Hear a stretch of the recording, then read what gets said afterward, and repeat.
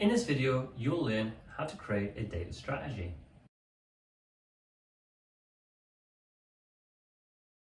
I believe that every organization now needs to have a well thought through and robust data strategy. Data has become one of the most important and valuable assets a company owns today. And the key thing is learning how to leverage this data, figure out what data you need, what's important to you, your customers, your products and your operations, and how best you use this data to really move the needle and drive better performance. What I want to do in this video is just give you a very high level, step-by-step introduction to what a data strategy is. My hope is you can use this as a starting point to look into developing your own data strategy for your own organization. Now for me, it has to start with a business strategy and what your business needs to do. Who are your competitors? Where are the key opportunities that your organization wishes to exploit? And how can data support that? After looking at and understanding the business strategy, I tend to look at things from 4 different perspectives. And the first one is all about customers. Understanding your customers better and more intuitively is getting more and more important and can really act as a differentiator in the market today. Lots of organizations I do work for, major retailers for example, are now trying to segment customers into micro segments, almost individual targeted messages based upon that customer's buying behavior in the past and what they're most likely to do next, whereas previously based upon more common data points such as age, gender, location, etc.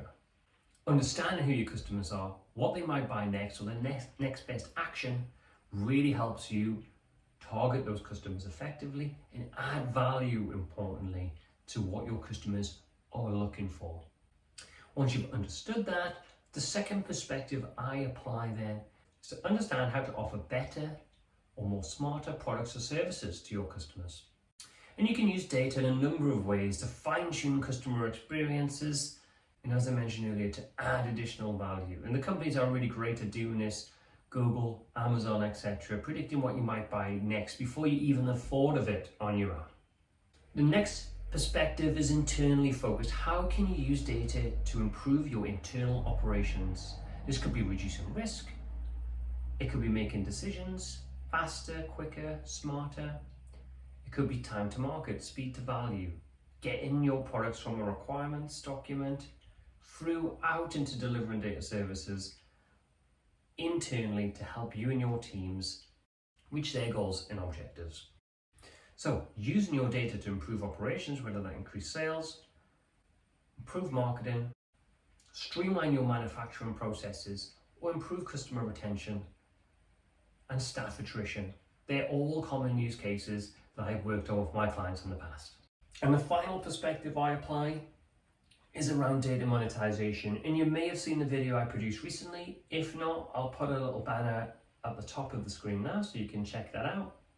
And it includes 3 steps to monetizing data for your organization.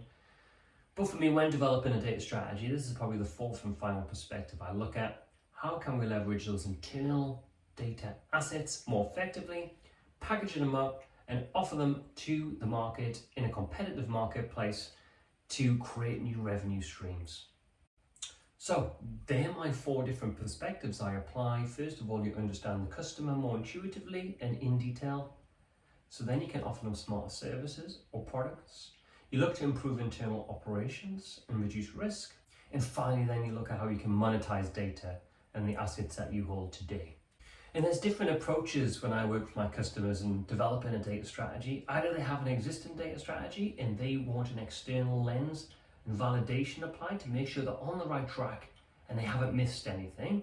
The other common way that I help my customers is run a series of workshops and key stakeholder focused interviews to really draw out new insights and understand where that organization needs to get to at both a strategic and tactical level to be able to develop and craft a data strategy with an overarching vision, mission and goals and strategic objectives that really kind of set the tone for data within the organization.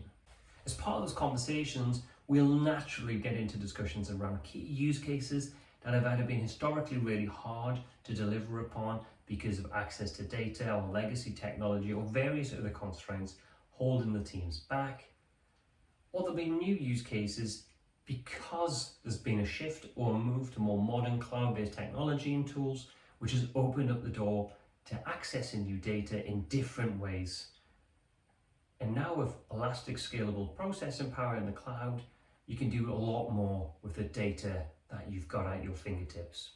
Once you've consolidated that list of use cases, then we work with the business to prioritize those based upon a number of different things: complexity to deliver, the value it's going to add, and the cost to implement, are three common dimensions that we apply to those use cases to work out what's really going to move the dial for these organizations. And then we plot that on a roadmap so we can deliver that iteratively to the business, build momentum and build confidence in whatever we're trying to achieve. So really, when you break it down, it gets quite simple. You identify what your strategic objective is and what's the business challenge that relates to that objective that you need to solve. And then you think, okay, well, how am I going to measure this? What does success look like? And what data, crucially, do we need to capture in order to track those metrics that I've defined? Each use case typically has an owner assigned to it, so they can really provide their own expertise to what data it is that we're looking at and what we need and how we can apply that within their business operations. And we can track that back and find out where the actual data points are that we need. How are we going to bring those into our data architecture and available data services? And then what we need to do then to actually get results, tangible insights that we can actually do something with. Because many organizations we go to, a lot of good analysis happens, but often what falls off the back of that is something that can't be leveraged for any business value. So it's as good as not starting that project at all in those cases. And that's what we've got to try to avoid. We've got to try to cut through that, understand if we do this analysis, get the data, capture it effectively, and we address those business challenges to achieve our strategic goals, that's actually going to help the business move forward. And that's crucially important and often forgotten about or not really valued enough at the outset. Once you've identified where that data lives and you look to capture it, you've also got to overlay data security and privacy laws.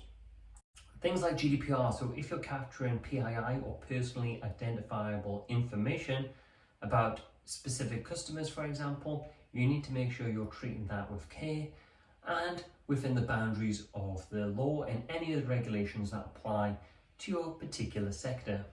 And then if that technology capability doesn't exist to allow you to analyze that data effectively, you need to address those shortcomings. And that may involve procuring a new piece of technology, extending an existing technology that already exists, or bringing new experience into your organization to help you then apply the relevant analytical techniques to be able to derive insights from that.